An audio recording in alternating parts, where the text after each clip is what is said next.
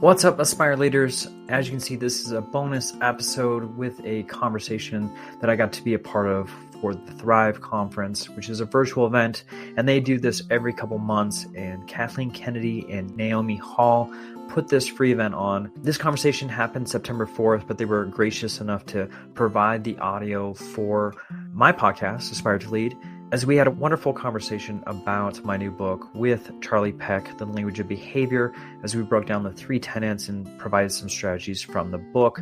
So I hope you enjoy that conversation. Before we get to that segment, I just wanted to let you know that if you weren't a part of the School Behavior Solutions Summit, I've been starting to post those videos on my YouTube channel. So if you head over to @JoshuaStamper on YouTube, on my channel, you'll find a whole playlist for the School Behavior Solutions Summit, where I am dropping videos consistently on there. So I'm kind of dripping that out. Right now, I've got Dr. Joe Sanfilippo, Lead from Where You Are. And I also have candid and compassionate feedback from Dr. Joseph Jones and Dr. TJ Berry. This was a 2-day event that Charlie and I put on, and we had 22 different speakers a part of this event. So I'm going to try and get those videos up as soon as possible. But if you want to check out that free content, head over again to my YouTube channel @JoshuaStamper, and I'll make sure I have the link in the show notes. Stay tuned, because this month I'm going to have a bunch of bonus episodes for you. As the school year is kicked off, I want to make sure that I'm providing as much support as possible. So look out for that. I also have tomorrow a wonderful interview, someone who was a part of this School Behavior Solutions Summit, well-known speaker, author, administrator, Danny Steele will be with us. And we go into a ton of leadership topics. So stay tuned for that. That should be dropping real soon here, like I said, tomorrow. And with that, let's head over to this conversation with the phenomenal Kathleen and Naomi, as again, we're talking about the language of behavior on the Thrive Conference.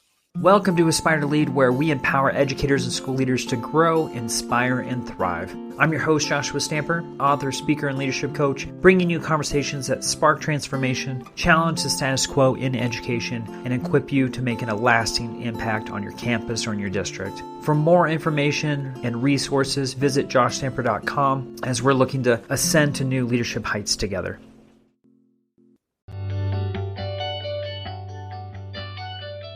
So with that, I'm going to bring up the colleague of a previous speaker, actually co-author, Joshua Stamper. So welcome, Josh. Awesome. Thank you so much for having me. Yeah, we're thrilled to have you. We had a great time with Charlie last time, and she made some recommendations. I actually think I reached out to you before I got recommendations from Charlie. I was like, we're getting Josh. And it's so funny because I think we are cross, like Naomi and I have reached out to hundreds of people to speak literally on Thrive. And so some of us have doubled up, but that's okay. But we are so grateful to have you. And I am going to do a proper introduction, and then I have a great question to start out with, because I did a little deep dive into your work, and I it's based off of one of your podcast titles. So I have a question that we're gonna jump right into.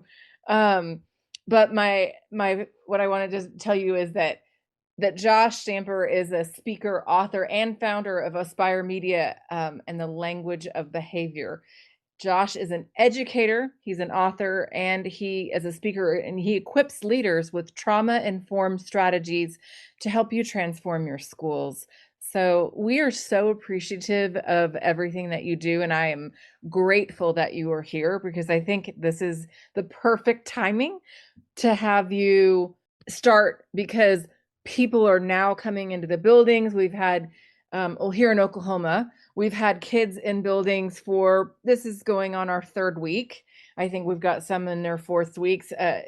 Naomi said it's Tuesday. Some of them started up on the Northeast coast. And so everybody's a little bit different, but that leads me back to one of your podcasts, and so why do we see student behaviors spike after that first few weeks of school, like, have gotten going?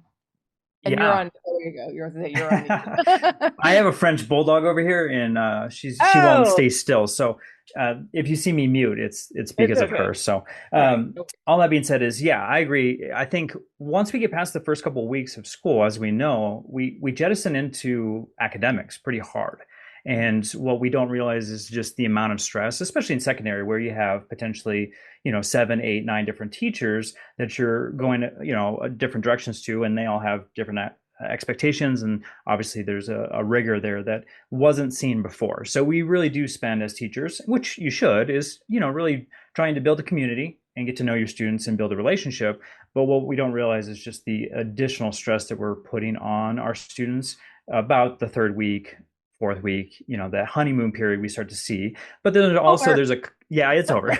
And then you also see that comfort level too of the students as they're building that relationship. They're starting to get used to their surroundings. They're starting to make friends and other peers. They sometimes want to show out and make a name for themselves, or get the acceptance of those from around them. So sometimes you might also see that.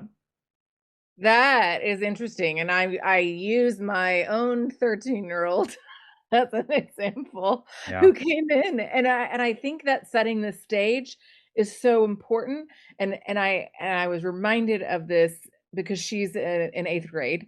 And so, top of the school, but still all the new teachers, the new schedule, you're not with all your friends, and there's new people. Exactly what you hit on, right? But I asked her, I was like, so on your first day, what was the difference between all of your classes? Like, not how was your day? Like, what was the difference? And she's like, well, so-and-so actually took the time to get to know us. Like, it wasn't about them and their credentials and their whatever. And not only did that was one day, but that was day 2 and day 3. And I love what you're saying, because it sets you up for a relationship building, which is what I'm hearing you say is very important to the foundation. Gosh, yeah, for sure. If we don't have connection, we can't have correction. So, those things that we're talking about as far as like, get to know you the first couple of weeks, that's great. But, what I always ask is that all teachers are doing that every single day, finding opportunities to connect with your students. And sometimes we feel like, oh, I've got a great connection with them, and maybe I have something in common, or maybe I know a little bit about themselves. But unfortunately, what occurs is that we feel like compliance is a healthy relationship, when in fact we need to dive deeper about what's going on in the world, family dynamics, interests. There's a whole host of things that we need to understand about our children, our students, that sometimes, when we look at the behavior, there's something underneath that's really trying to be communicated with our kids. And, as an administrator, especially, I did it for almost a decade. When I go and talk to teachers about things that we found out either through the counselor or myself, the teachers were shocked, usually, about what was going on, in the background in their home life. And, for us, we just wanted to make sure that, every kid had a safe adult in the building outside of, someone in the front office. And then also that our teachers were equipped to make sure that they were asking questions or doing check-ins and finding out what resources our kids need, because we just assume that every kid's there ready to learn. And a lot of times that's very low on their list of priorities. Some of them is just survival. I worked in a urban school district for 7 years, leading the communications there, and we had, out of 46,000 students, 94% were free and reduced. That's a high number of kids who come Really to high. that have that, just massive amounts of problems before they ever walk through the door. And so those needs are huge in addressing those. And so I want to get to understanding and responding to student behaviors. You have 3 tenets for that. Can you walk us through those and share how educators can use those tomorrow in their classroom? Yeah, there's so many things. I wish I had more time to talk through the tenets. I know.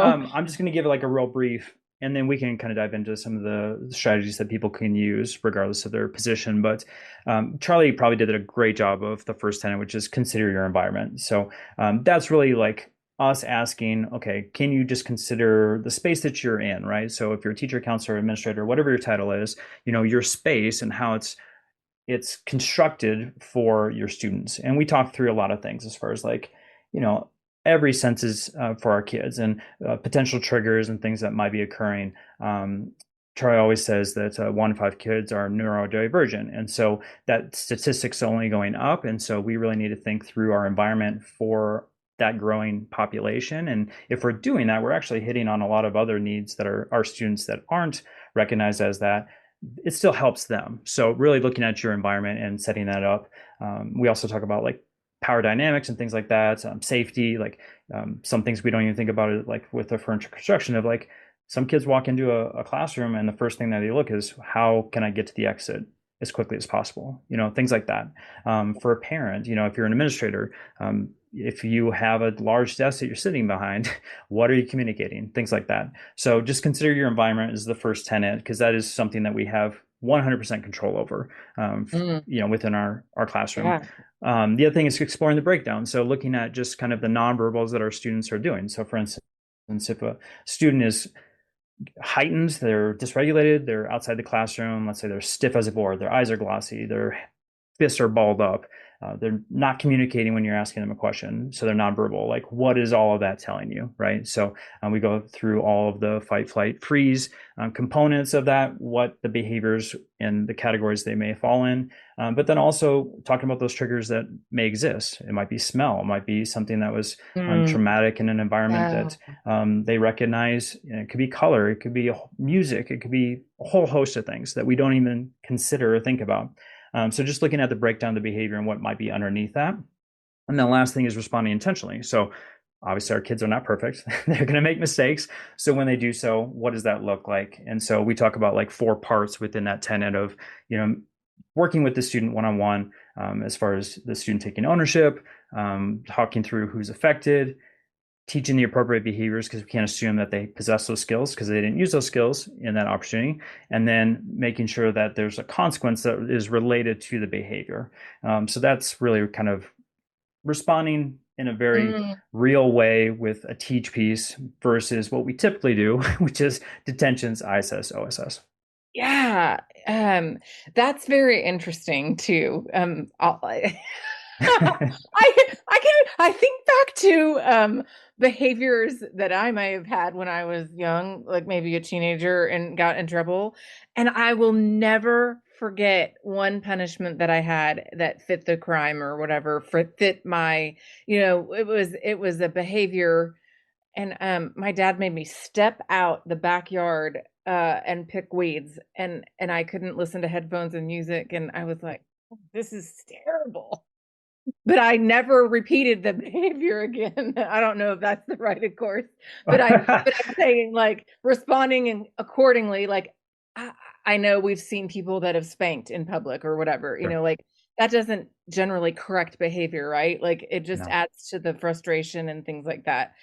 That was for me was a course correction that wouldn't work either. I would say, and I'm like old school because I'm very old. I am an older adult who had a generation of parents that originally thought that that was okay. But when my dad For sure. fixed that and changed to a behavior driven, it's like, ooh, that was not, I didn't like that. So, and now it's kind of funny. I love yard work, but but I just think that is like that intentionality of the way you respond is so important to the student that it fits. And this is also interesting because we're going to talk about in-school suspension later with one of our other but the art of in-school suspension. But I want to know why those traditional methods like in-school suspension and OSS often fail to create the lasting behavior and change that you're talking about. I mean, like, how does that language of behavior offer a different approach? Sure. So Kathleen, I'll go back to you talking about your parents, right? So look, I have 6 kids. And so, yeah, I know it's insane in my house. We won't talk about that, but just as a snippet, and 2 dogs, but yeah, a wife, 2 dogs, 6 kids, and a partridge in a pear tree is the Stanford household. It's never a dull day. So my house sometimes, especially my boys, I have 3 boys that are very similar age. It looks like WWE in my living room. Like it's crazy.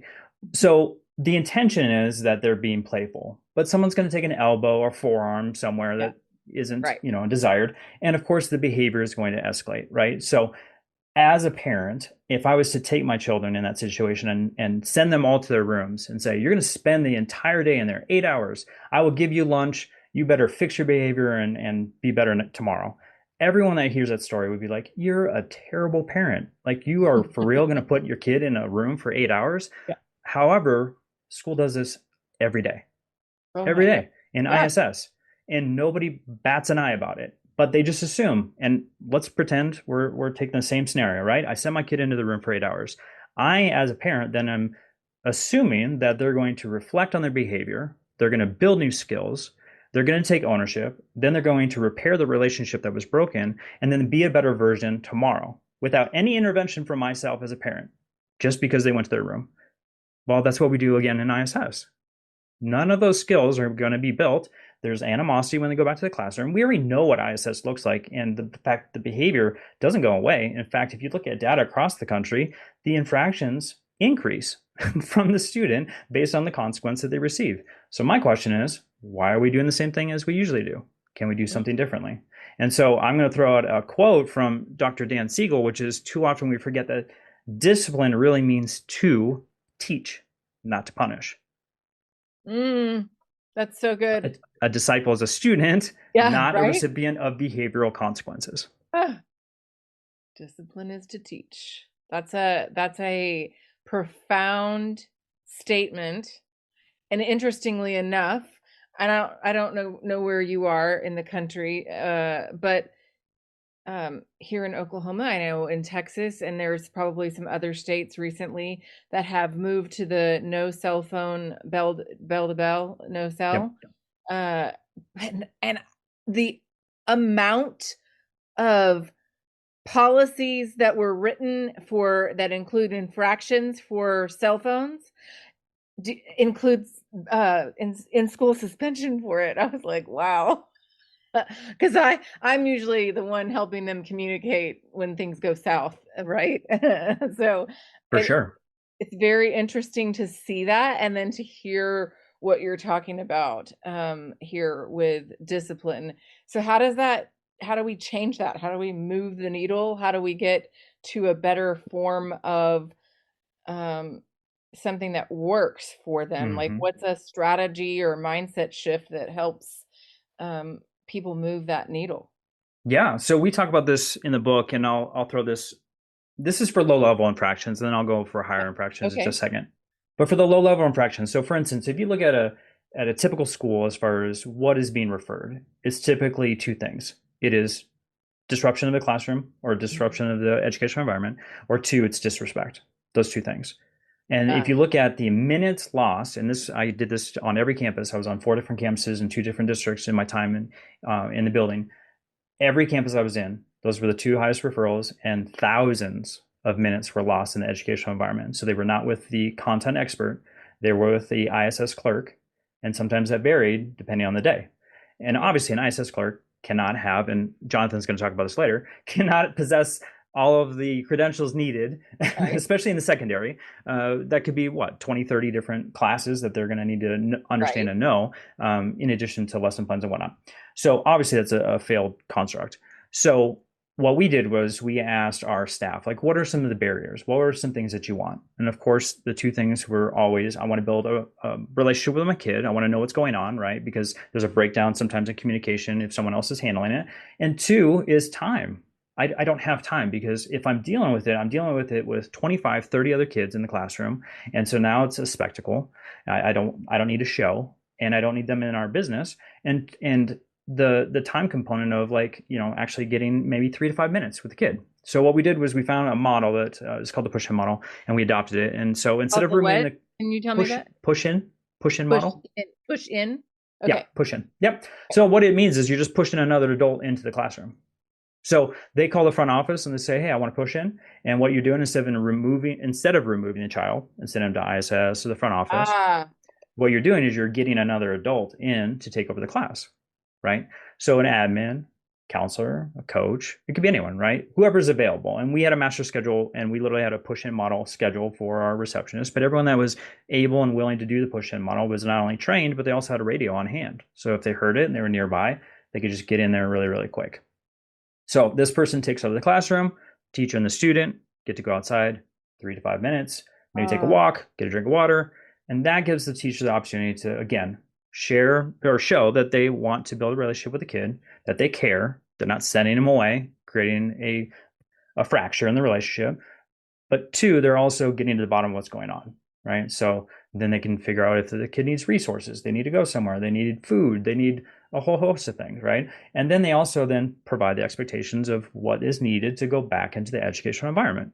And most times having that little 3 to 5 minute conversation solves all of the issues as far as the low level behavior, gets to the bottom of what's going on, and then the kid gets to go back into the classroom with the teacher with a great relationship with the two people. So all that being said is, in our typical model, they're going away. There's a fractional relationship. They don't get the information from the content expert. What is the correlation? Well, grades are going down. And then you want to talk about state testing is going down due to that. Parents are upset because they're not in class for a low level infraction. Everyone's frustrated by the system. Teacher wishes they had a relationship with the kid, but the person that's actually dealing with the kid is the administrator. So the administrator is having a great relationship. And then if the teacher's lucky, she gets communication of what's going on with the kid in the background and the consequences that were received from the administrator. Wow. That's mind-blowing. That is a very big shift in addressing issues. And so what have you seen? Like how have you seen this change the classrooms? Oh, it's beautiful. Here's the thing is, you can implement it tomorrow. Everyone that's watching right now, you can implement it tomorrow. That's what I was thinking. and you're like, oh, I'm not an administrator, I don't have the power to do so. Well, you have a team. You have a team of teachers. I've seen this firsthand where, someone reads the book or whatever, and they build it out themselves. So they just have a team of teachers that say, okay, if you need a push in, call me and I'll come over and I'll take over your class for a couple of minutes. It's not that big of a deal, right? So I think it's something that's beneficial in the sense that all of those things happen and it doesn't take a lot. Because here's the thing is, we're looking at financial situation for the country in education. It's horrible, right? We don't have the manpower to do it, right? Well, this doesn't cost anything additional. It doesn't require additional manpower. It's just getting people to buy into a system to come in once in a while. And do you need to push in every single day? No. You don't. It's just the rare occasion, right? And especially if you're building relationships. Correct. Then that's going to go down even further. And that's the whole point, is what I'm hearing you say. Then the campus culture is improving also because everyone feels like they have the opportunity to solve the issue when they didn't feel like that. They didn't have the power to do that prior to. Wow. I can see how that could help in so many different situations that I've heard of. And they wouldn't elevate to the news media, which is where I'm generally. Yeah, right. There's so many low level things that ramp up to high level things. Yeah, I know. And then that's where I'm on TV and have spent way too many years. We don't want TV. We don't need news. We don't need news coverage for that. Trust me. No, because that's bad. Wow. It seems so simple. Why is it so hard though? Why do we still go back to the old school mentality? I know so many teachers that are still in that old school. Where's the resistance? Why aren't we changing? Well, I think we're human beings, right? And we're in a business of relationships, and we're in a business of human emotions, which is messy. Just look at any family, right? It's hard. It's hard to have that construct in place for such a long period of time. And I think teachers do a great job, especially at the beginning of the school year. But as we go on, right, and things are stressful, and we're seeing the same behaviors maybe over and over, or maybe the same frustrations. Sometimes it's hard not to take it personal. And when you're taking it personal, that's when you have that break, right? And you want them to be removed. You want them to go away. And it's hard. It takes time. It takes effort. It takes emotions. And so you even compound that with maybe something that's going on. I can think of so many instances of teachers going through divorces or custody battles, or someone lost a job, or they're struggling financially. And you take all these stressors and then you send them into a room with potentially 150, crazy hormone teenagers every single day. It's hard to have, that robotic piece where you are essentially a window, not a mirror. Oh yeah. So good. It's so true. We had actually a question in there. It's like, what happens to the kids that run? Like, who goes after that kid when you have... So in that instance, you have someone that's nearby that has a radio. So if that was, and sometimes those conversations do go sideways. Once again, if you have an escalated child that you're trying to have a one-on-one conversation and they aren't in the right mindset to have that, they may need 30 minutes to decompress and get to that point where they actually are listening and able to respond in a rational way. And so that's when you do need assistance. So this isn't foolproof in the sense that every time that you do this, it's going to be 100% beautiful and work out perfectly. But we saw thousands of minutes taken away from the ISS room and back into the instructional environment. That's so huge. I love that. But you can't do this work alone, right? Yeah, so there's that question. You need help. You need a help. partner in that. Yeah, I see that. My mind has been blown. I love this. I wish more of my daughter's teachers were having access to this over the years.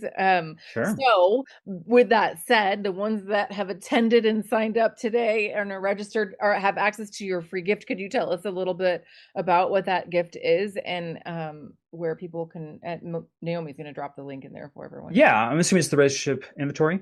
Yeah, so that was in the book, but we're going to give it for free here, which is a construct that we put together, which is essentially data-proven instructional things that occur at the beginning of the classroom, right? So we talk about like consider your environment.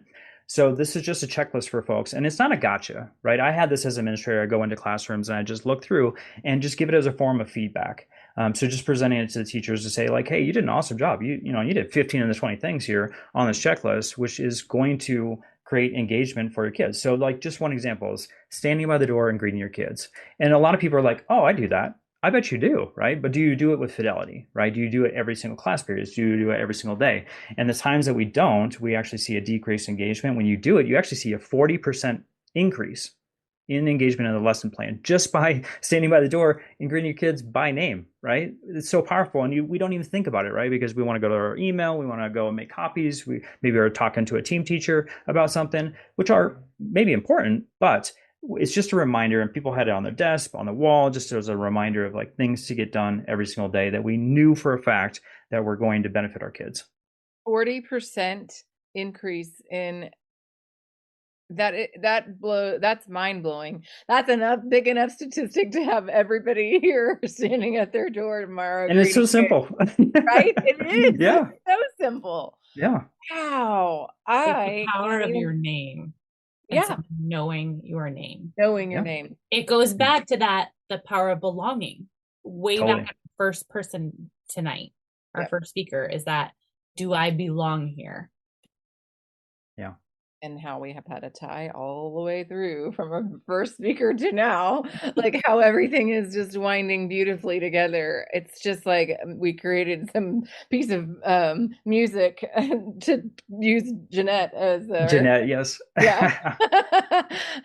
Or Faggy because of the art that we're creating, right? Like this is just today's been a beautiful day of learning and growth. And we appreciate you coming in and sharing today. I hope everyone here took something away. I know I did. And so thank you so much for joining us. Yeah, it was my honor. Thank you so much for having me. Yeah, thank you. We really appreciate it, Josh. Thank you so much. This podcast is a proud member of the Teach Better Podcast Network. Better today, better tomorrow, and the podcast to get you there. Explore more podcasts at www.teachbetterpodcastnetwork.com. We'll see you on the next episode.